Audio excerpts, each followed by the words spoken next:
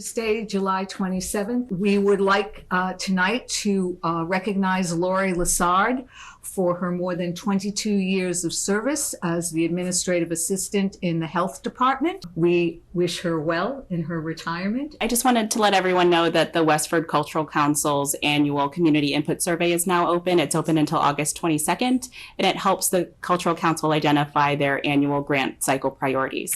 Consent agenda, request to approve a banner for the farmers market. Is there a motion to approve? So moved. Second. Aye. Aye. Aye. Aye. This is a joint meeting with the Parks, Grounds, and Recreation Commission to review the Friends of the Bruce Freeman Rail Trails outdoor art display, hear any abutter concerns, and discuss a process for abutters to be notified of future changes related to the trail. One of the things that the board has done in the past is to ask if there is several people who might volunteer to be representatives. We could send via email notification or something. If there are folks out there who would be interested in volunteering to be a representative for the neighborhood and perhaps setting up an email chain, we'd love to hear from you. I just think this is like such a wonderful part of living in Westford. I feel like it increases the value of my home. It makes me very, very sad that in the stretch that we're on, there are no doors. And it says something, I think, about the town, that we have kind of given into a sense of NIMBYism, you know, that we are preventing a certain area of this rail trail from having beautiful art that enriches our lives. For us, our concern was not having the art on our stretch. We think that's a wonderful opportunity. However, we are very close. Our houses are very close to the trail. It was about proximity and about how much gathering and privacy we would kind of lose in that time. Lots of people talk to my kids from the back bike path because they're loud and exciting and whatever. But it's a little concerning. I know that the meetings seemed like our end didn't want the doors. I think we were only concerned about placement and proximity to where people would gather. We've lived in our house, believe it or not, for 33 years. We lost our privacy. The only time we have privacy is when this time of the year when everything has grown in. It's a great thing, the bike trail, and we don't have an objection to it. What we do object is to people who have tried over the years to make it a problem for us. We have come across that. What did someone here call it? Was it you? Not in my backyard? Nibbits or something? Excuse me. Not in my backyard. We have not complained about that. What we've complained over the years is where they were going to put parking. Now it's gatherings outside some of our houses. It's really not fair. There are two classes of people who are adjacent to the rail trail. There just is. You as a town should have an opinion about, before we all go into group gropes and touchy-feelies about who's going to participate in discussions, is what is acceptable to be on the rail trail and where is it acceptable to be. Those are two major issues, and until they're resolved or until somebody has an opinion or has a proposal that's acceptable, you're going to get these arguments. You just are. I'd be happy to participate in any discussion with the Friends of the Rail Trail, and this is Emily's worst nightmare, in that discussion. You know, that was not called for. So, I'm sorry. We're trying to have a rational and reasonable discussion here without, attacks on people and their personality. Okay, so that really wasn't called for. Okay. You want to?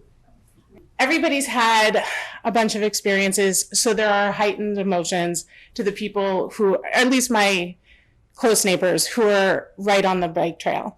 And I just wanted to volunteer to be part of that email chain. Thank you very much. Whatever we need to kind of build better bridges with abutters and the Bruce Freeman Rail Trail. Even though we may disagree, I'd rather have a nicer way of communicating with each other.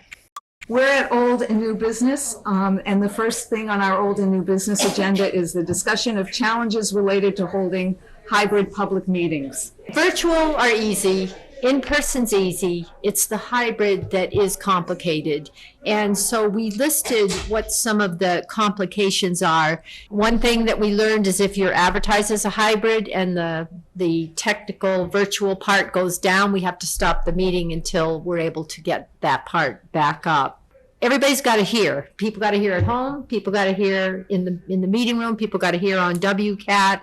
The other part is many town employees just stepped up to the plate and ran all these meetings on their off hours. If this is a permanent solution or even through April, we kind of have to figure that out because they're being asked to work all day and then they're being asked to host and run meetings at night. And so one of the things we've thought is perhaps it's used sparingly. I feel very guilty when I get on a meeting at 7 or 7:30 and I see Mike Wells, I see someone from his department running this meeting for me. I'm like, oh my gosh, I could do this. So I definitely hear that, and I would want to figure out another way if we could find people. Is there any data available that says that when we went with the virtual, that we had a significant increase in participation? Yes, How we significant? did. It was pretty significant. I mean, there were some meetings that had hundreds of people at them. I understand the complications, and I really favor the in-person because you actually get to talk to people. You don't get the same interaction you do in virtual, in my opinion. But there are boards like the Energy, they want to meet virtual. They don't want to meet in person, and they like that, and they like to continue. And that's easy for us. It's the hybrid part that's difficult. I don't want to give up on this. I really do want to ask you and the staff to continue to explore it and bring back what you have found. Okay. Until we sort of work out some of these details, we can't offer it. An update on the cleanup actions and available funding for 12 North Main Street property.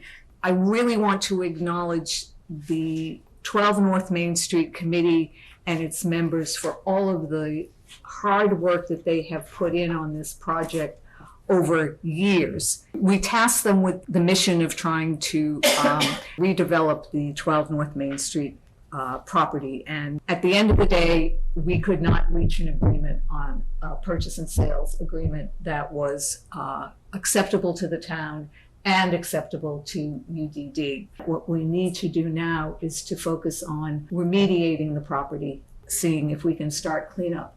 And we did contract with an LSP who has done an assessment.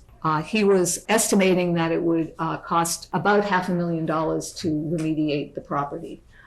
We have a request to open the 2021 special town meeting warrant to be held on Monday, October 18th, 2021. Is there a motion to open the warrant? Motion to open the warrant. Second. Aye. Aye. Aye. Our next item is to consider forming a task force to study a proposal to change the date of our annual town meeting. Well, what can we do that will encourage people to come to town meeting? Yeah, I think that maybe even looking at something that would include remote participation. For this committee, maybe not just those people who are already familiar with town meeting, who already know how it works, who already attend all the time, but particularly soliciting some people who don't go to town meeting. The planning board ran a survey. The survey generated 1,695 responses. 67.4%, or 1,142, were in favor of drive-throughs. So now we get to the town meeting. After lunch, there were 167 people there. Of those 167 people, approximately 88 people voted negative, with almost 1,700 people responding and 1,142 people in favor. How do we get those people to town meeting? Town meeting isn't there to vote as a representative of your voice of that survey. You vote for yourself. So the people who attended were voting for what they believe in. And you need to go too, to vote for what you believe in. And if that means that there's a service that's not available, if there's a barrier that's in the way, please volunteer for this task force that we're going to vote to put together, because we need you there to voice for yourself. You can't expect other people to do that for you. Our next item is a request from the Town and School Safety Task Force to appoint Police Chief Mark Chambers. Is there a motion to appoint? So moved. Second. Aye. Aye. Aye. We have a request from the Communications Advisory Committee to appoint Robert Rafferty as a full member. We have a request from the Cultural Council to appoint Prem Viswanathan. We have a request from the Economic Development Committee to appoint Cheryl Serpy. We have a request to appoint election officers. And finally, we have a request to approve 2021 annual reappointments for committee and board members is listed in the meeting packet tonight. Is there a motion to approve? So moved. Aye. Aye. Aye. So I wanted to announce that we received a grant from the Executive Office of Energy and Environmental Affairs, Department of Conservation and Recreation for the Bruce Fitman Rail Trail drainage in the amount of $29,810. Then we also got a grant from the Executive Office of Energy and Environmental Affairs, the same agency, for the O'Brien Farm Public Footbridge.